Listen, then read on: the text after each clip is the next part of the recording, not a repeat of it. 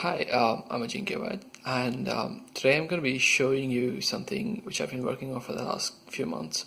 So as you might know, I developed a prosthesis as part of my master's project, and I was looking to expand upon the idea and integrate a feedback mechanism with it.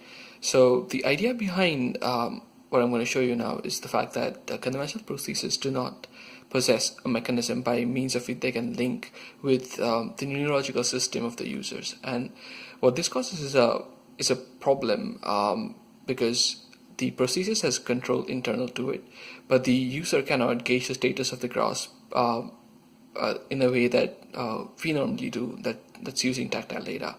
So the idea was to feedback tactile sensations using a fabric-based sensor and a vibration-based mechanism mounted on the stump of the amputee in this case, so that the user could feel the status of the grasp. For example, if an object is slipping or how hard is grasping it, and he could gauge that by feeling vibrations in the motor that is mounted on his stump. So the essence of the concept is to allow us to better integrate the prosthesis in the human system without the need for something like a neurological implant. And the mechanism is quite simple, and as you can see, it's going to be quite cheap as well. So the next part of the video is going to basically explain the development and working of this concept, and thanks for tuning in. Hope you like it. Alright, so here's the setup. So this is the prosthetic hand, which is completely 3D printed. On top of that, we have mounted cotton fingers and a cotton glove. Along with that, you'll see that using tape, we've stuck on this velostat sensor. So I'll go closer onto the sensor to just show you how it works. So you have this velostat fabric. On either side of velostat, we have this conductive thread which is wound around the sensor. You could actually have much tighter looping than what I have right now. So what you would have is you'll have better sensitivity in the areas in which the conductive fabric is actually wrapping around. So if I zoom in further, you can see that there is a connection coming out from the other side and one connection coming out from this side. This is plugged into my Arduino. So one connection goes here to the analog pin, the other one goes to the ground. And the reason why we're doing this is because we're using the analog pin in an input pull-up mode. So you have a input pull-up resistor which pulls this up. So I'll show you the voltage divider circuit. And if I go on to the band, you can see that there is a feedback segment mounted which corresponds to this sensor. So this is what I call the FiBand, the feedback band. You'll have 5 of these sensors, so one for the palm, one for each of these 4 fingers. So no sensor for the thumb, because most of the time when the thumb is actuated, either one of these fingers or the palm is also in contact with the object. So you have 5 feedback elements, but the thumb doesn't have one. And right now I'm going to only demo one feedback element, so I only connected this one. When I actuate this element, I'll actually have a battery on, because the motor and this LED draw too much current for the Arduino to provide on its own. So this entire assembly is now connected via USB to my laptop, and what I can do is I'll just show you what the serial plotter is doing. So what you see here is the blue signal, which is the raw signal of the sensor, which is actually quite noisy, and the red is the filtered signal. So if I zoom in, this is the raw ADC output. So you can see that the filter is taking out most of the noise. Some quantization noise is still remaining in the signal, which you probably won't be able to see right now. But it's removing most of the sensor noise. The IIR filter from the Arduino filter library with a cutoff frequency, I change it between 0.5 and 1 Hertz depending upon the situation. Thing to notice on this graph is this green line below. That's the actuator output. It's also a raw output. When feeding it out to the actuator, I actually set thresholds. So what you can see now is it's 0 because I'm not touching the sensor. So my sensor value is actually higher than the threshold. As soon as it drops below, my actuator output will start rising. So I'm going to go ahead and touch the sensor now, just to show you. So as soon as I touch the sensor, you can see that my reading it went up because of, there is some residual force, residual strain remaining in the material. So it first removes that and then it starts dropping because it's a piezo-resistant material. So its resistance drops as you increase the force.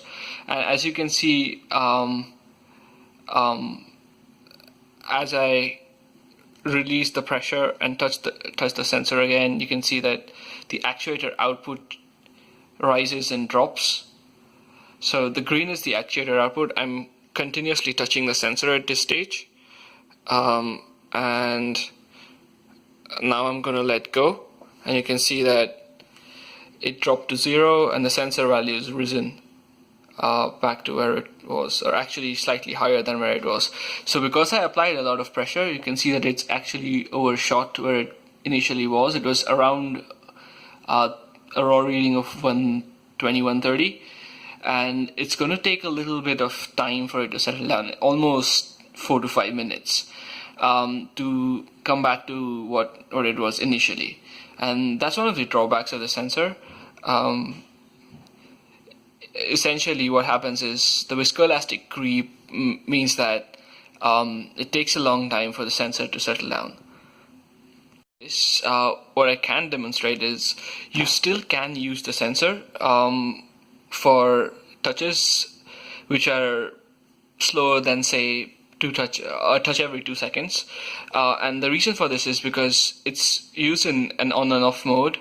So it's basically a threshold detecting mode, and as soon as I release it, the threshold gets released. So you can see that. So this is actuating, and now what I'm going to do is I'm just going to quickly just release and press, and you can see these small peaks being generated. So it's actually very usable even in this range. So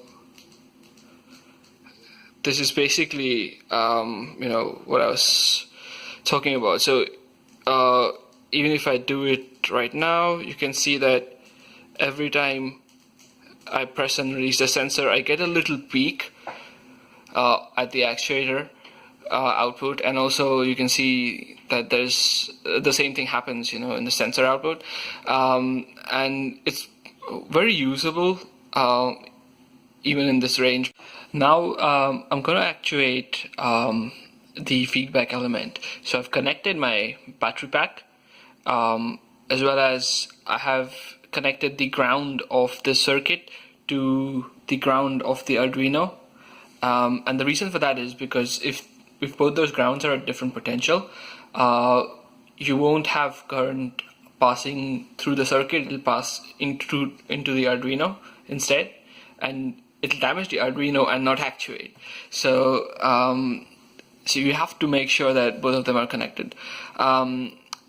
So the PWM is now coming from this green wire here, which is going in to the circuit. So it's going in through the resistor to this NPN transistor, which is basically acting as a switch.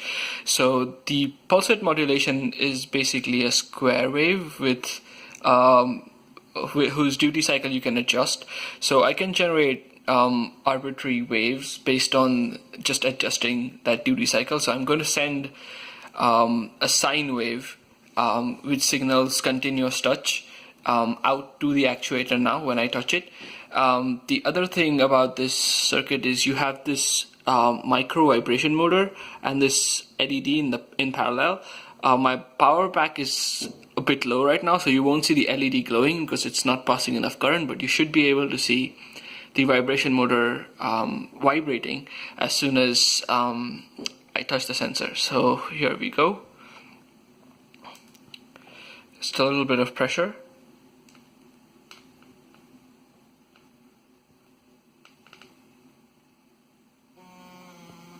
So you can see that this LED is glowing over here on the Arduino.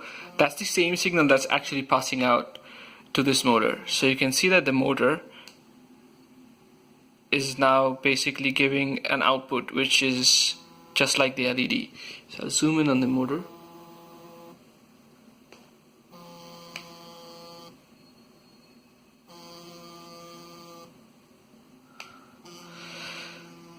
So this kind of a signal can basically notify the user of a continuous touch. There's a wide variety of signals that can be generated by just using PWM, and as a result you can basically generate a different signal for each sensation. For example, if you're sensing an object slip, you can generate something like a really sharp impulse which catches the user's attention. And for something like a passive touch, what I thought about was generating something which is like a sinusoid with low amplitude, just to keep that feedback going is probably a good idea, because you don't want the user to be distracted with his grasp. At the same time, you don't want to disconnect the loop, because that doesn't happen in humans. So that is basically the thought process behind designing this kind of an actuation mechanic. That's all for this video, guys. So most of my code is up on GitHub if you're interested in using it. Also, this research is going to be published soon, so if you want to explore this concept and develop it further, do follow me on ResearchGate. And the paper will be up. It's open access, so you'll all be able to use it. See ya.